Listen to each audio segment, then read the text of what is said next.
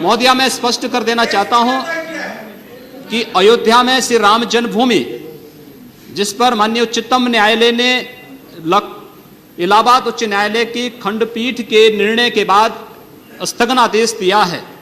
अध्यक्ष महोदय, माननीय श्री मुलायम सिंह जी ने अभी जो बात यहां पर कही है, और मुझे अच्छा लगा कि लालू जी आज उनका समर्थन कर रहे हैं। प्रधानमंत्री के लिए भले ही उन्होंने समर्थन न किया हो, लेकिन आज समर्थन कर रहे हैं, पता नहीं किस बात के लिए। लेकिन मैं आपके माध्यम से पूरे सदन का ध्यान आकर्षित करना चाहता हूं उन मुद्दों की ओर जो आज भी सदन की मर्यादा के विरुद्ध यहां पर बातें हो रही हैं और किस प्रकार से गुमराह किया जा रहा पूरे देश को। और महोदया, उसी परंपरा के अनुसार 84 कोसी परिक्रमा देश के संतों ने प्रयागराज महाकुंभ के अवसर पर 10,000 संतों ने वहां पर तय किया था और उसी के अनुसार परिक्रमा का यात्रा का कार्यक्रम तय हुआ था। महोदया, मैं स्पष्ट कर देना चाहता हूं कि अयोध्या में श्री राम जन्मभूमि, जिस पर माननीय उच्चतम न्यायालय ने इलाहाबाद उच्च न्यायालय की खंडपीठ के निर्णय के बाद स्थगनादेश दिया है, उससे 25-30 किलोमीटर दूर बस्ती जनपद के मखोड़ा नामक स्थान से, जहां पर महाराज दशरथ ने पुत्रेष्टि यज्ञ किया था, उस स्थान से इस परिक्रमा यात्रा को प्रारंभ होना था और विशुद्ध धार्मिक यात्रा थी। इसमें किसी राजनीतिक दल का कोई हस्तक्षेप नहीं था। बिल्कुल 200-250 संतों को इस यात्रा में चलना था और 13 सितंबर तक ये 20 दिन की यात्रा है। लेकिन जिस प्रकार से धार्मिक स्वतंत्रता के मौलिक अधिकार पर उत्तर प्रदेश सरकार ने प्रहार किया है, महोदया, पहली बार देखने को मिला है कि लगभग 2000 से अधिक संतों को गिरफ्तार किया गया है और पूरी तरह अपमानित किया गया है। यहां तक कि अयोध्या जी में सरयू जी का स्नान करने वाले जो संत ऐसे हैं जो केवल सरयू जी का स्नान करते हैं, उसी का जल का ग्रहण करते हैं, उन्हें वहां सरयू जी का पूजन नहीं करने दिया गया, स्नान नहीं करने दिया गया, जबरन उठा करके बंद कर दिया गया, उन पर लाठियां चलाई गई हैं, पूरी तरीके से अपमानित करके। सबसे पहले तो सरकार ने हमारे संवैधानिक और मौलिक अधिकारों का हनन किया है।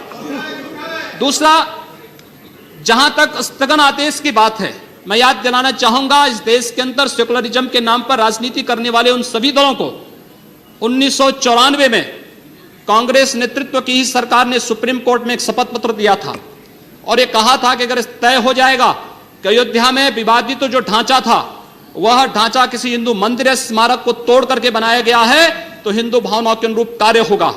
आखिर यह साबित हो चुका है। अयोध्या में 30 सितंबर 2010 को इलाहाबाद उच्च न्यायालय की लखनऊ खंडपीठ की पूर्ण पीठ ने जो फैसला दिया है, उसमें तीनों जजेस ने एक स्वर से कहा है कि विवादित भूमि ही राम जन्मभूमि है और जब विवादित भूमि राम जन्मभूमि है तो फिर उसके लिए कानून बनाने की मांग इस देश का संत समाज कर रहा है, कोई पाप नहीं कर रहा है। हम अपने हक को मांग रहे हैं और हम यही मांग कर रहे हैं कि अयोध्या में राम जन्मभूमि पर भव्य मंदिर का निर्माण होना चाहिए, कानून इस सरकार को लाना चाहिए, क्योंकि सुप्रीम कोर्ट में शपथ पत्र कांग्रेस नेतृत्व की सरकार ने उस समय दाखिल किया था और उसी क्रम में हम मांग कर रहे हैं।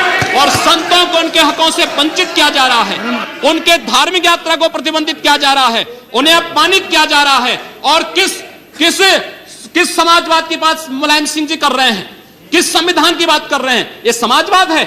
स्वयं राष्ट्रीय अध्यक्ष हैं, इनके 2 भाई महासचिव हैं, इनका पुत्र प्रदेश अध्यक्ष है। कौन से समाजवाद की बात करते हैं? परिवारवाद की बात करते हैं। बेवकूफ बना रहे देश को, ये केवल देश को बेवकूफ बनाने का कार्य कर रहे हैं और बेवकूफ बना करके समाजवाद के नाम पर समाज को बेवकूफ बना करके सेकुलरिज्म की ध्वजियां उड़ा रहे हैं। 30 दंगे उत्तर प्रदेश के अंदर हो चुके हैं। महोदया, 1 वर्ष में 30 बड़े-बड़े दंगे, हर दंगे में हिंदू प्रताड़ित हुआ है, हिंदू जेल में बंद हुआ है और ये सरकार परंपरा की बात करती है। किस परंपरा की बात इस सरकार कर रही है? क्या आतंकवादियों के खिलाफ दायर मुकदमों को वापस लेना कौन सी परंपरा का हिस्सा है? ये सरकार उत्तर प्रदेश के अंदर जिस प्रकार से सरकारी जमीनों को कब्रिस्तान के नाम पर आवंटित कर रहा है, कौन सी परंपरा का हिस्सा है? जिस प्रकार से वहां पर वहां के गरीबों, वहां के पिछड़ी जाति, वहां के अनुसूचित जाति के हकों पर डकैती डला करके यह सरकार जिस प्रकार से जंगल राज कायम की उत्तर प्रदेश के अंदर, आगे वो किस परंपरा का हिस्सा है। और इसीलिए मैं आज के इस माध्यम से आपसे अनुरोध करना चाहूंगा, उत्तर प्रदेश सरकार ने उत्तर प्रदेश के अंदर हमारी धार्मिक भावनाओं का अपमान किया है, संतों को अपमानित किया है। इस सरकार को रहने का अधिकार नहीं होना चाहिए, इसे तत्काल बर्खास्त किया जाना चाहिए। आपसे मैं ये अनुरोध करूंगा कि भारत सरकार से मैं ये मांग करूंगा, ये सरकार लड़ाने का कार्य कर रही है, यह केवल मुस्लिम जिहादी आतंकवाद को प्रश्रय दे करके हिंदुओं को अपमानित करके संतों का अपमान करना चाहती है। और इसीलिए 84 कोसी परिक्रमा को इसने रोका है। मोदिया, जितनी फोर्स वहां लगाई गई उसका दशांश भी, मोदिया उसका केवल दशांश भी केवल सुरक्षा के लिए देखी। 200-250 संत अपनी धार्मिक यात्रा को शांतिपूर्ण ढंग से निकालते, इस सरकार ने यात्रा पर रोक लगा करके उत्तर प्रदेश के अंदर 10 करोड़ लोगों को पीड़ित किया है, अपमानित किया है, उनको परेशान किया है।